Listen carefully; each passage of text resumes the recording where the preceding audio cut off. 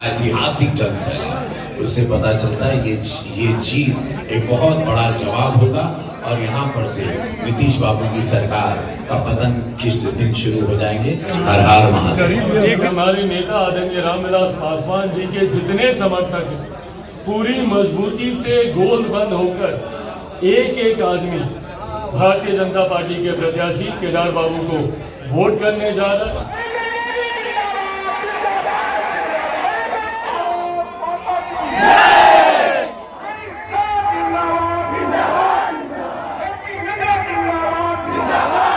इस न्यूज के प्रायोजक है अफजल फर्नीचर, सह प्रायोजक है हिंदुस्तान फार्मा पुराना चौक काटी एवं उषा फर्नीचर साइन रोड काटी। कुरन्नी उपचुनाव का प्रचार प्रसार का शोर आज थम गया है। आज चुनाव प्रचार का अंतिम दिन था। प्रचार प्रसार के अंतिम दिन भाजपा ने अपने प्रत्याशी के पक्ष में पूरी ताकत झोंक दी। लोजपा सुप्रीमो सांसद चिराग पासवान और भोजपुरी के सिने स्टार गोरखपुर से भाजपा के सांसद रवि किशन ने भाजपा प्रत्याशी केदार गुप्ता के पक्ष में रोड शो किया, जिसके बाद किरमा में आयोजित विशाल जनसभा को संबोधित करने चिराग पासवान और रवि किशन पहुंचे। जनसभा में भाजपा के प्रदेश अध्यक्ष संजय जायसवाल और नेता विरोधी दल विजय कुमार सिन्हा के अलावा भाजपा के कई बड़े नेता, पूर्व मंत्री, भाजपा के विधायकगण और उनके कार्यकर्ता के अलावा लोक जनशक्ति पार्टी रामविलास के प्रदेश अध्यक्ष राजू तिवारी एवं प्रदेश के कई बड़े नेता शामिल थे। जनसभा में बड़ी संख्या में लोगों की भीड़ उमड़ी थी। सभा को संबोधित करते हुए पूर्व मंत्री, नेता प्रतिपक्ष बिहार विधान परिषद के सम्राट चौधरी ने कहा कि लालू नीतीश के 32 वर्षों के शासनकाल में बिहार की बुनियादी समस्याएं अब भी बरकरार है।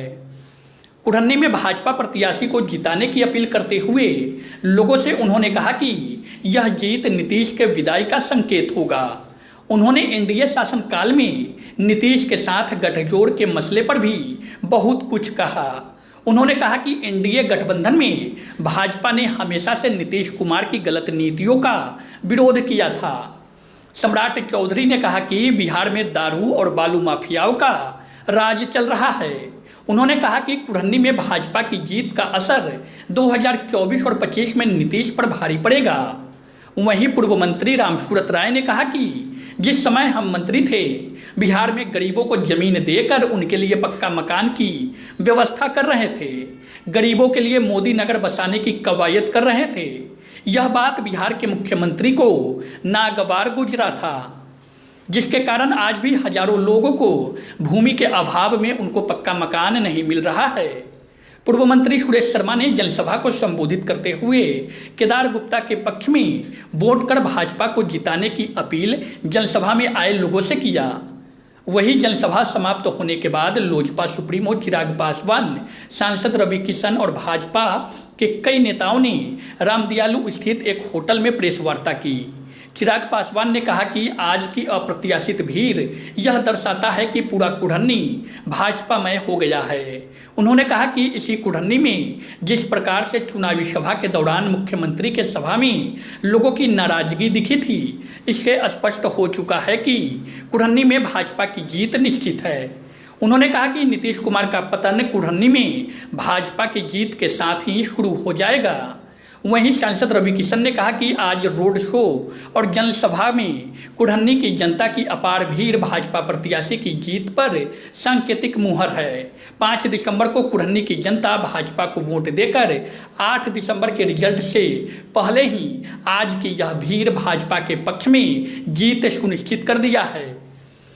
वहीं इसी मौके पर बोचहा उपचुनाव में वीआईपी की प्रत्याशी रही पूर्व मंत्री रमीराम की पुत्री गीता देवी ने नाव की सवारी छोड़कर भाजपा का दामन थाम लिया है। कल तक गीता देवी कुरन्नी में वीआईपी के प्रत्याशी के पक्ष में वोट मांग रही थी। चुनाव प्रचार के अंतिम दिन भाजपा ने गीता देवी को पार्टी में शामिल कराकर मुकेश सहनी को करारा झटका दिया है।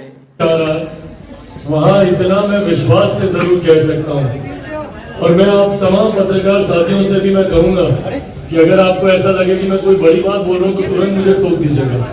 पर क्या हकीकत में आज ये जन सैलाब इस बात का प्रतीक नहीं है कि ये एक तरफा ये चुनाव है।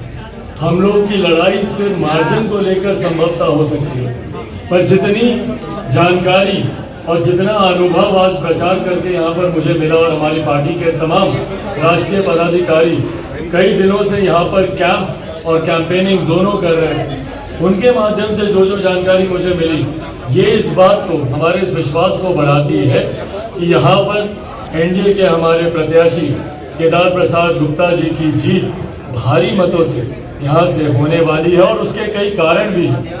भाई कल जिस तरीके से आप लोगों ने देखा मुख्यमंत्री जी और उप मुख्यमंत्री जी की सभा में जिस तरीके से हंगामा हुआ, यह आक्रोश प्रदेश भर में है।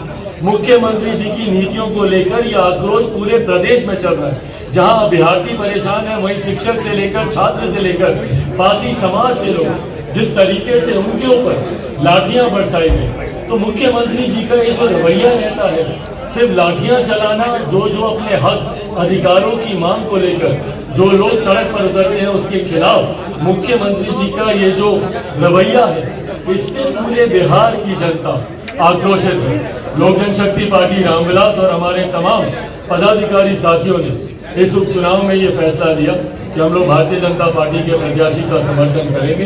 पूरी ईमानदारी से हमारे संगठन का एक एक कार्यकर्ता मजबूती से चुनाव प्रचार में लगा हुआ, और मुझे उम्मीद नहीं, पूरा विश्वास है कि हमारे नेता आदरणीय रामविलास पासवान जी के जितने समर्थक हैं, पूरी मजबूती से गोलबंद होकर एक एक आदमी भारतीय जनता पार्टी के प्रत्याशी केदार बाबू को वोट करने जा रहा है। और आने वाले दिनों में इस सरकार की कुनीतियों की वजह से, मुख्यमंत्री जी को लेकर आक्रोश की वजह से, यह आक्रोश पिछले दोनों उपचुनाव में भी देखने को मिला।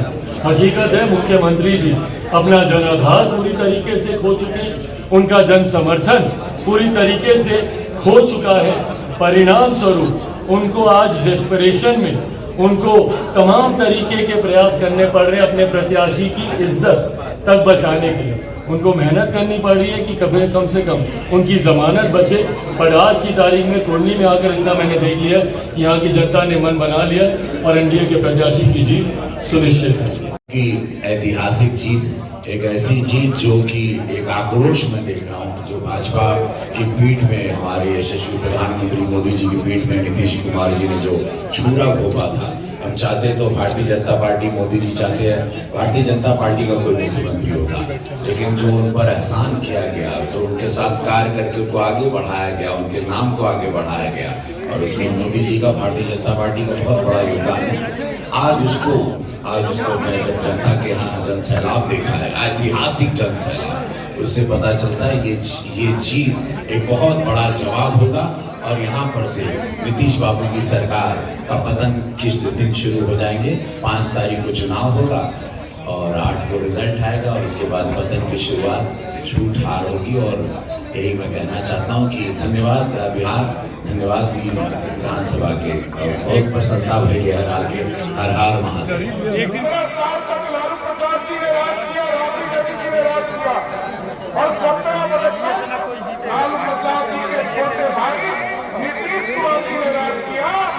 अब इस नींव को ठीक करने का मौका है।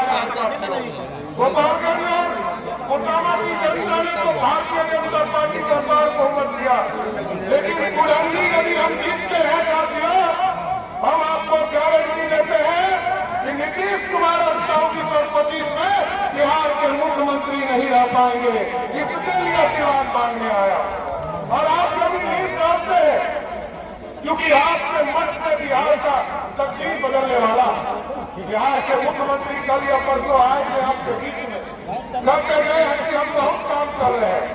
काम क्या कर रहे हैं? एक तरफ शराब माफिया को बढ़ाने का काम कर रहे हैं और दूसरे तरफ बालू माफिया को बढ़ाने का काम कर रहे हैं। आज पूरे बिहार में कल तक लोगों को तो कोई भी गरीब आदमी शराब पीता था, उसको तुरंत जेल में भेज देते हैं। लेकिन आप ये सोचिए कौन सा कानून है साथियों? कल तक तो दुकान में मिलता था शराब, ब्लॉक में मिलता था, जिला में मिलता था। नीतीश कुमार जी आए तो उसको पंचायत में ले जाने का काम किया। और अब तो ये स्थिति बन गई कि बिहार के गांव में होम डिलीवरी होने की शुरुआत हो गई।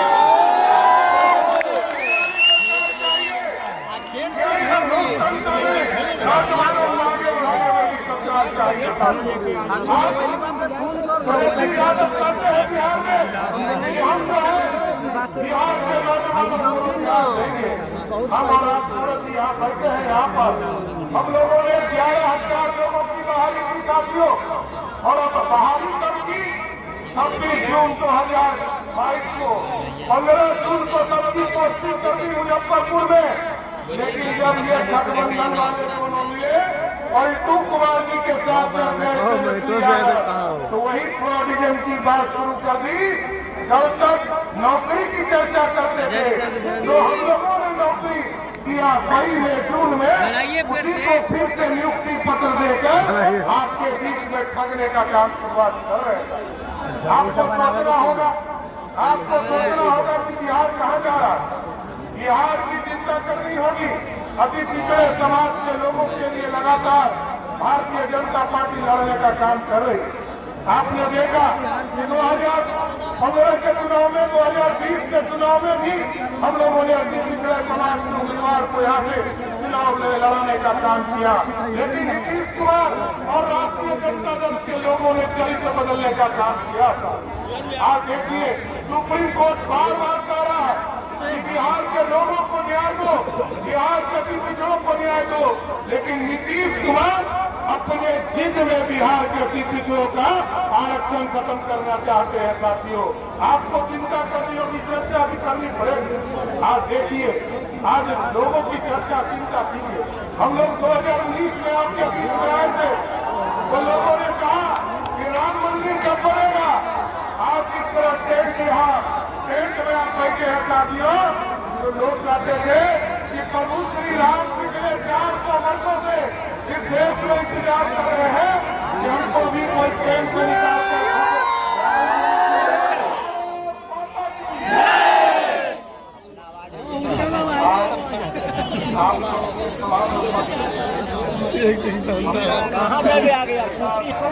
भाई बहनों और कपाल बंधु, आपको इतना ही कहना है कि आपको सेवक चाहिए कि राजा चाहिए।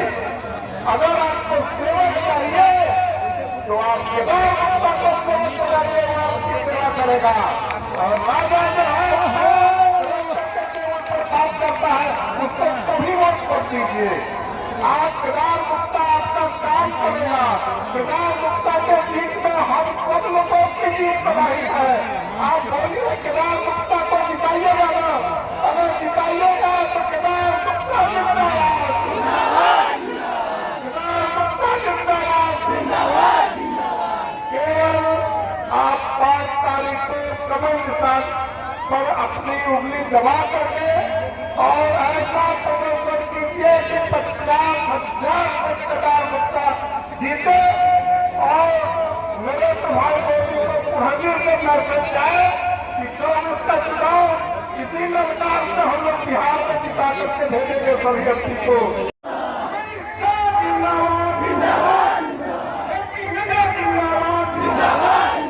हमारे बिहार प्रदेश के सबसे अध्यक्ष आदरणीय संजय जायसवाल जी मंच पर उपस्थित, बिहार विधानसभा के मंत्री दल के नेता हमारे बड़े भाई आदरणीय संजय सिन्हा जी मंच पर उपस्थित, हमारे बिहार विधानसभा के नेता मंच पर उपस्थित। सम्मान लेने का काम नहीं किया, लोगों को जेल लौटाने का काम किया, मर्डर कराने का काम किया, लोगों को सरकारी लोगों को लुटवाने का काम किया। वैसे लोग यहाँ खड़े हैं, आपको समझना पड़ेगा, इंसाफ करना पड़ेगा। और पलटू दादा की बात अगर करते हैं तो मैं बता देना चाहता हूँ कि उस कैबिनेट में मंत्री रह के हम लोग आए हैं। उन्होंने जो व्यवस्था बनाया, हम लोग जब कैबिनेट के अंदर में थे, जब आम जनता की हित की बात करते थे तो बोलते थे कि आप नए मंत्री हैं, आप बात को नहीं समझ रहे हैं।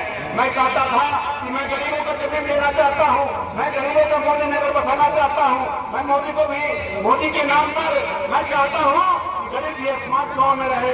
स्मार्ट सिटी जो बन रहा है, स्मार्ट गांव बने, वहाँ बिजली हो, शौचालय हो, रोड हो,